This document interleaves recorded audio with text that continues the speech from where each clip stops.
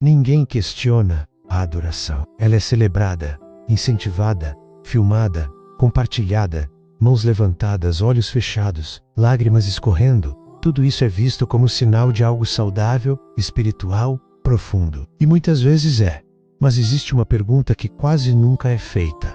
O que está acontecendo dentro de você enquanto você adora? Eu demorei anos para fazer essa pergunta a mim mesmo. Eu adorava com intensidade. Eu cantava com força. Eu sentia algo real, quase físico, atravessando o peito quando a música crescia e a letra parecia descrever exatamente o que eu estava vivendo.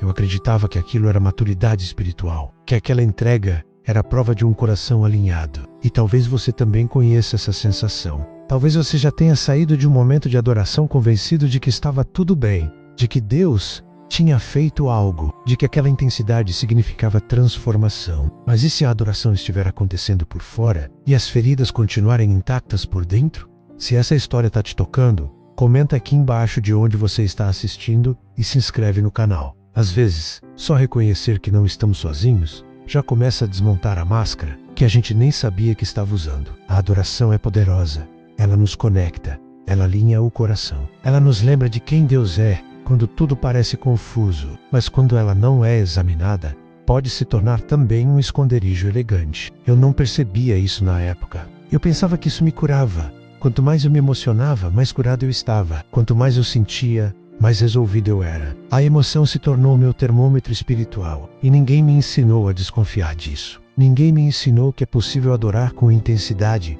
e ainda assim estar evitando algo mais profundo. Que é possível cantar sobre entrega enquanto se foge de uma conversa difícil. Que é possível chorar no altar e continuar ignorando padrões que continuam machucando. A adoração começou a ocupar um lugar perigoso na minha vida.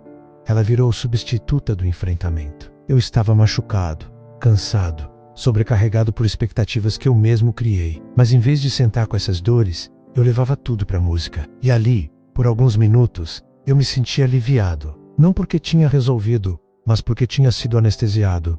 E anestesia espiritual é difícil de identificar, porque ela se parece com presença, ela se parece com fé, ela se parece com entrega. Mas alívio não é cura. O problema nunca foi adorar. O problema foi não examinar o que estava acontecendo enquanto eu adorava. Eu nunca perguntava: estou adorando para me aproximar de Deus? Ou estou adorando para não precisar lidar comigo mesmo? Essa diferença é sutil, quase imperceptível. Eu comecei a perceber que havia áreas da minha vida que nunca eram tocadas, mesmo depois de anos de adoração intensa. Relacionamentos quebrados, inseguranças profundas, medos antigos. Tudo isso permanecia. Mas eu me sentia espiritualmente produtivo, porque eu adorava, porque eu chorava, porque eu me entregava nos momentos certos. A adoração, quando não é examinada, pode se tornar uma performance inconsciente, não para os outros menos, mas para nós mesmos. Uma forma de provar que estamos bem, que estamos alinhados, que estamos crescendo, enquanto as feridas seguem silenciosas.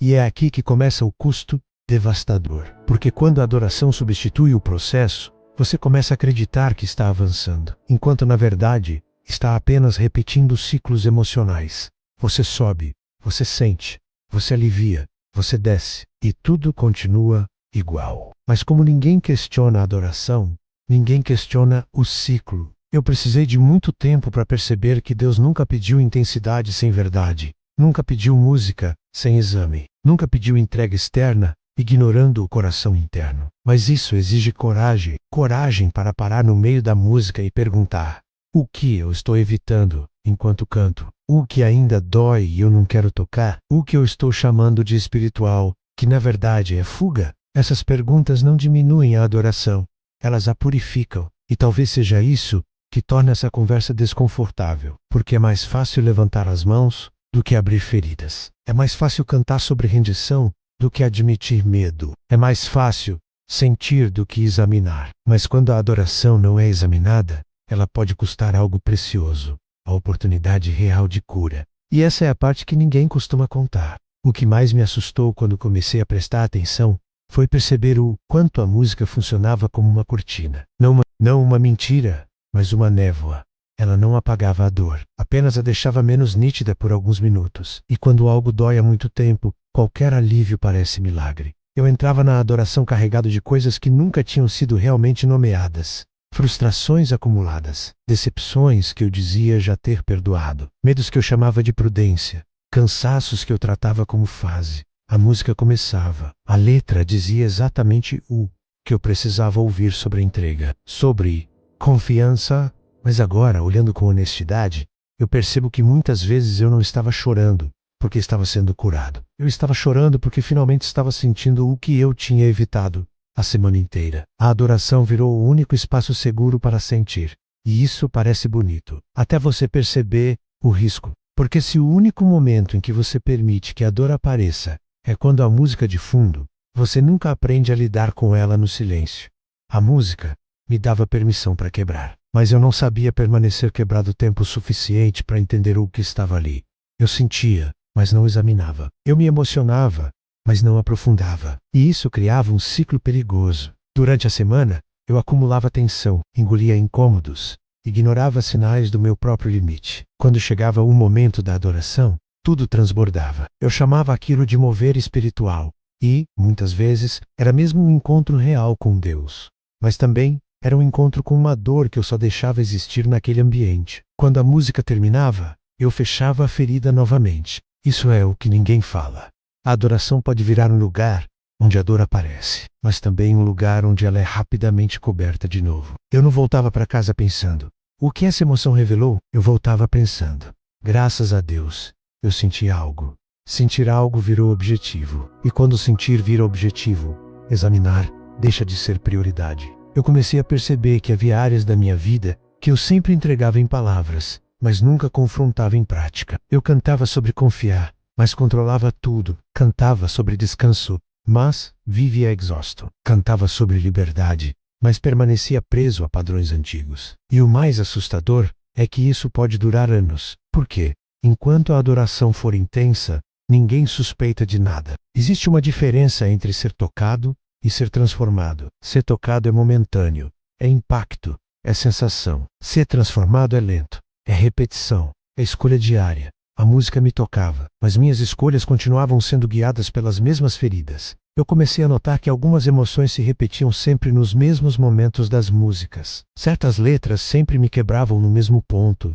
Certas frases sempre me faziam chorar. E eu nunca parei para perguntar, por que isso dói toda vez? Porque perguntar isso exigiria ir além da música. Exigiria sentar com aquela memória. Exigiria conversar sobre aquele trauma. Exigiria admitir aquela insegurança. E isso é mais difícil do que levantar as mãos. A música mascara a dor não porque seja falsa, mas porque ela cria um ambiente tão intenso que parece suficiente. Parece que algo terminou ali, mas muitas vezes foi só o começo. E se você nunca volta ao começo fora da música, você continua vivendo ciclos emocionais sem evolução real. Eu precisei admitir que parte da minha adoração era sincera e parte era fuga, não fuga de Deus, fuga de mim. E essa é uma revelação que dói, porque você percebe que estava buscando a presença divina enquanto evitava a própria vulnerabilidade. A música não era o problema. O problema era o que eu fazia depois dela. Eu não sabia transformar a revelação em processo. Eu não sabia transformar a emoção em exame. Eu não sabia transformar lágrimas em decisão consciente. Então eu repetia. E repetição sem exame é o que mantém feridas ocultas. A adoração me dava um palco para sentir, mas eu ainda não tinha coragem para descer do palco e enfrentar aquilo que estava esperando no bastidor. Com o tempo, algo ainda mais sutil começou a acontecer. Eu passei a espiritualizar tudo o que doía. Se eu estava exausto, era ataque espiritual. Se eu estava ansioso, era falta de oração. Se eu estava triste, era porque precisava adorar mais. Essa lógica parecia piedosa, parecia madura, mas na prática, ela me impedia de olhar com honestidade para a minha própria humanidade. Nem todo cansaço é opressão, nem toda tristeza é pecado, nem toda ansiedade é fraqueza espiritual. Algumas coisas são feridas, feridas que não foram nomeadas, experiências que não foram processadas, histórias que continuam abertas. Mas é muito mais confortável chamar tudo de batalha espiritual do que admitir que talvez você esteja emocionalmente sobrecarregado. Eu fiz isso por anos. Transformei dores emocionais em discursos espirituais. Dei versículos para coisas que precisavam de conversa. Dei louvor para questões que precisavam de limite. Dei intensidade para situações que exigiam pausa. E isso tem um custo devastador, porque quando você espiritualiza o que precisa de cuidado humano, você se distancia da própria cura. Eu acreditava que mais adoração resolveria aquilo que, na verdade,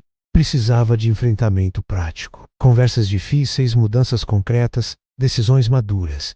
Às vezes, ajuda externa. Mas eu tinha medo de que admitir isso fosse falta de fé.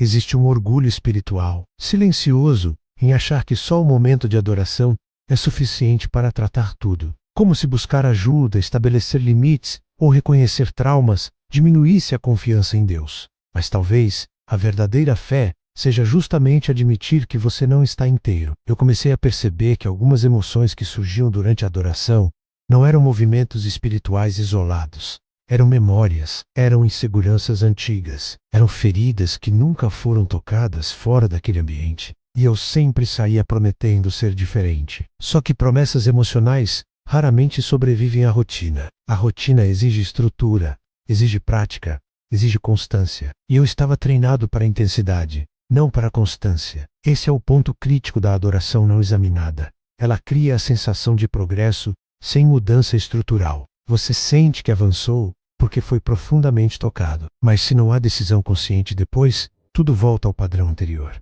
Não é falta de sinceridade, é falta de processo. Eu precisei admitir que estava tentando resolver questões complexas com experiências rápidas, que estava esperando que Deus fizesse, em minutos de música, o que exigia responsabilidade minha nos dias comuns. Isso não diminui Deus, isso amadurece a fé, porque uma fé que só funciona no ambiente da adoração é frágil. Ela depende do estímulo certo, do clima certo, da música certa. Mas a vida não oferece trilha sonora, e quando a dor reaparece no silêncio, você começa a achar que Deus se afastou, quando na verdade é você que nunca aprendeu a permanecer com o que foi revelado. Eu comecei a fazer algo simples. Depois de cada momento intenso de adoração, eu anotava o que tinha sentido, não como registro espiritual, mas como investigação honesta. O que essa emoção revelou? O que isso está tocando na minha história? O que precisa ser tratado fora da música? E foi aí que as feridas ocultas começaram a ganhar nome. Nome traz responsabilidade. Nome traz direção. Nome tira a ilusão. E quando você começa a dar nome ao que dói, a adoração deixa de ser fuga e começa a se tornar fundamento. Mas isso exige coragem. Coragem para admitir que algumas lágrimas não eram libertação, eram pedidos de ajuda. E essa é uma verdade que quase ninguém quer encarar. Dar nome às feridas mudou tudo, porque enquanto elas eram apenas emoção, eu podia continuar romantizando. Mas quando começaram a ganhar forma a rejeição antiga, necessidade constante de aprovação, medo de não ser suficiente, a adoração deixou de ser confortável. Ela começou a confrontar. Eu percebi que parte da minha intensidade vinha de um lugar ferido. Eu adorava com força porque no fundo queria ser visto, queria ser validado, queria sentir que eu era aceito. E por muito tempo confundi isso com profundidade espiritual. Não era falsidade, era mistura. Mistura de fé sincera com carências não tratadas. E é aí que o custo começa a se tornar devastador. Porque quando você não examina suas motivações, começa a construir espiritualidade em cima de feridas. E feridas não tratadas distorcem tudo. Distorcem a forma como você se vê. Distorcem a forma como você vê Deus. Distorcem até a forma como você interpreta experiências espirituais. Eu comecei a perceber que, em alguns momentos, eu não estava adorando a partir de identidade. Eu estava adorando a partir de necessidade. Necessidade de alívio, necessidade de confirmação, necessidade de sentir que eu ainda era amado. E quando a necessidade é o centro, qualquer silêncio parece abandono. Foi aí que eu entendi por que fora da música eu me sentia vazio, porque o ambiente da adoração supria temporariamente algo que precisava ser resolvido na raiz. A adoração não era o problema. O problema era usá-la como cura. Quando você constrói sua experiência espiritual sobre feridas não examinadas, você entra num ciclo perigoso. Quanto mais machucado se sente, mais intensidade busca. Quanto mais intensidade busca, mais depende dela. E quanto mais depende, mais frágil se torna quando ela não acontece. Isso cria uma fé instável, forte nos picos, fraca nos vales. Eu percebi que havia transformado momentos de adoração em injeções emocionais. Eu precisava daquilo para continuar funcionando. Não porque Deus estivesse distante, mas porque eu nunca aprendi a cuidar da minha dor no cotidiano. E o custo disso é invisível no começo, mas ele aparece. Aparece no esgotamento, na frustração constante, na sensação de que você sempre precisa de mais para sentir o mesmo. Aparece quando você começa a duvidar da própria fé, porque a emoção diminuiu. Aparece quando você se sente espiritualmente seco e entra em pânico. Porque se a intensidade era prova, a ausência dela vira ameaça, e essa instabilidade cansa. Eu estava cansado de depender de ambientes específicos para me sentir espiritualmente vivo, cansado de precisar de música para acessar partes do meu coração que deveriam estar acessíveis no silêncio. Foi nesse momento que eu entendi algo essencial. Deus nunca pediu intensidade contínua. Ele pediu verdade. E verdade inclui examinar por que você faz o que faz. Inclui perguntar de onde vem sua entrega. Inclui admitir que algumas lágrimas carregam mais história do que espiritualidade. Isso não diminui a adoração. Isso a aprofunda. Quando você começa a examinar o coração, a adoração deixa de ser apenas expressão emocional e passa a ser alinhamento consciente. Você não está apenas cantando, está entendendo. Eu comecei a perceber que muitas das minhas experiências mais intensas estavam conectadas a feridas que eu nunca tinha levado por um processo real de cura. Eu as levava para o altar, mas não para acompanhamento. Eu as levava para música, mas não para conversa. E isso mantinha tudo na superfície. Mesmo parecendo profundo, o custo devastador da adoração não examinada não é perder emoção, é perder crescimento real, enquanto você acredita que está avançando. E perceber isso dói, mas é uma dor diferente. Não é dor de ferida, é dor de despertar. O despertar não foi dramático. Não houve um culto específico. Não houve uma revelação espetacular. Foi mais silencioso do que isso. Foi uma exaustão acumulada que me obrigou a parar. Eu estava cansado de sentir tanto e mudar tão pouco. Cansado de depender de momentos intensos para ter a sensação de que minha fé estava viva. Cansado de construir experiências espirituais sem construir maturidade emocional. E foi nesse cansaço que o confronto aconteceu. Eu precisei admitir algo desconfortável. Parte da minha adoração era sincera, mas parte era mecanismo de sobrevivência. Eu usava a intensidade para não entrar em contato com a raiz da dor. Usava a música para não escutar o silêncio. Usava a emoção para não enfrentar conversas que eu vinha adiando há anos. E o mais difícil foi perceber que Deus nunca exigiu isso. Nunca foi Ele quem pediu performance emocional. Nunca foi Ele quem criou a pressão para sentir algo toda vez. Nunca foi Ele quem mediu minha maturidade pelas minhas lágrimas. Fui eu, ou melhor, foi a forma como eu aprendi a viver a fé. Esse foi o confronto necessário. Entender que Deus não estava esperando mais intensidade. Ele estava esperando mais verdade. Verdade sobre meus limites. Verdade sobre minhas feridas. Verdade sobre minhas motivações. Eu comecei a perguntar algo novo antes de adorar. De onde isso está vindo?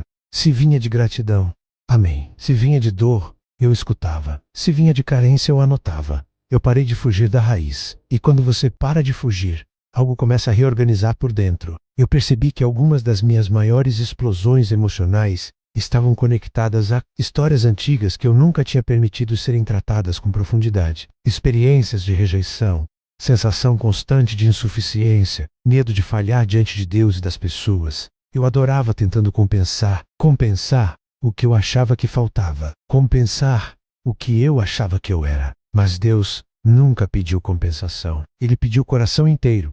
E coração inteiro não é coração intenso, é coração honesto. Esse confronto foi libertador e doloroso ao mesmo tempo. Libertador porque tirou de mim a obrigação de performar. Doloroso porque me mostrou o quanto eu tinha me escondido atrás de experiências espirituais bonitas. Eu precisei aceitar que examinar o coração é mais difícil do que levantar as mãos, porque examinar exige responsabilidade, exige reconhecer padrões. Exige mudar hábitos, exige buscar ajuda quando necessário, exige permitir que o processo seja mais lento do que o momento. Mas é aí que a fé se aprofunda. A adoração começou a ficar diferente, menos dependente de intensidade, mais fundamentada em decisão. Eu ainda sentia, ainda chorava às vezes, mas agora havia algo diferente. Continuidade. O que era revelado na música era levado para a rotina. O que era exposto no louvor era tratado no silêncio.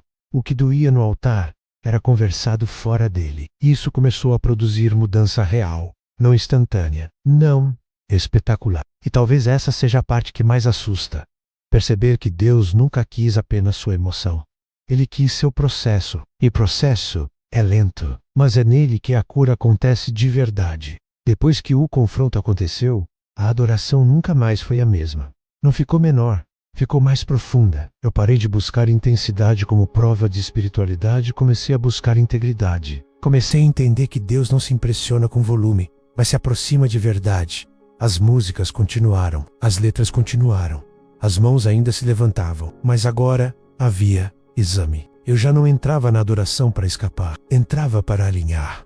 Não entrava para anestesiar a dor, mas para iluminá-la. E quando algo doía, eu não corria para a próxima canção. Eu permanecia tempo suficiente para entender. Foi aí que eu percebi o que realmente custa a adoração não examinada. Ela custa crescimento, custa maturidade, custa anos de transformação que poderiam ter acontecido se a emoção tivesse sido acompanhada de processo. Quando você não examina o coração, você pode passar anos repetindo experiências espirituais intensas, sem jamais tocar na raiz do que te prende. Você sente muito, mas amadurece pouco. Você vive picos constantes, mas continua emocionalmente frágil. E fragilidade espiritual disfarçada de intensidade é perigosa. Porque um dia a música não toca, um dia o ambiente não ajuda, um dia a emoção não vem. E se sua fé depende disso, ela entra em colapso. Eu quase entrei em colapso. Houve momentos em que eu não sentia nada, nenhum arrepio, nenhuma lágrima, nenhuma comoção. E por alguns dias, eu entrei em pânico. Achei que Deus tinha se afastado. Mas Ele não tinha. Eu só estava aprendendo a ficar de pé sem trilha sonora. E isso foi libertador. Eu descobri que a presença de Deus não aumenta quando a música sobe. Ela não diminui quando o silêncio chega. Ela permanece. A diferença é que, agora, eu permanecia também. A adoração que cura de verdade não é a mais intensa, é a mais honesta. É aquela que inclui perguntas difíceis, que inclui exame interno, que inclui disposição para tratar o que foi revelado. Ela não termina quando a música acaba. Ela continua quando você escolhe mudar um padrão, quando você decide pedir ajuda, quando você estabelece um limite saudável, quando você reconhece que precisa de acompanhamento. Isso é adoração também. Adorar não é apenas cantar, é alinhar. E alinhamento exige olhar para dentro. Hoje, eu não tenho medo das minhas lágrimas, mas também não deposito nelas a responsabilidade de me transformar. Eu as vejo como sinais, não como solução. Eu aprendi que Deus não exige performance emocional. Ele deseja verdade interior. E verdade interior, às vezes é silenciosa, às vezes é lenta, às vezes não tem trilha sonora nenhuma, mas é nela que a cura cria raízes. Se você tem chorado no louvor, sentido intensidade, mas percebido que certas áreas continuam intocadas, talvez isso não seja hipocrisia. Talvez seja um convite para examinar, um convite para perguntar o que suas lágrimas estão apontando. Um convite para deixar a adoração ir além do momento e entrar no processo. Porque o custo devastador da adoração não examinada não é sentir demais, é crescer de menos, e você não precisa continuar nesse ciclo. A música pode continuar, a intensidade pode continuar, mas que a partir de agora vem acompanhada de coragem. Coragem para olhar para dentro, coragem para tratar as feridas ocultas, coragem para permitir que Deus transforme não apenas o que você sente, mas o que você constrói todos os dias. Ninguém nos ensina a examinar enquanto adora, nos ensinam a sentir, a levantar as mãos, a cantar mais alto. Mas maturidade espiritual começa quando a emoção encontra responsabilidade. Se essa mensagem encontrou algo em você hoje, não ignore. Não transforme isso apenas em mais um momento intenso. Leve para o silêncio, leve para o cotidiano, leve para o processo. Porque Deus não está interessado apenas no seu momento de adoração. Ele está interessado no seu coração inteiro.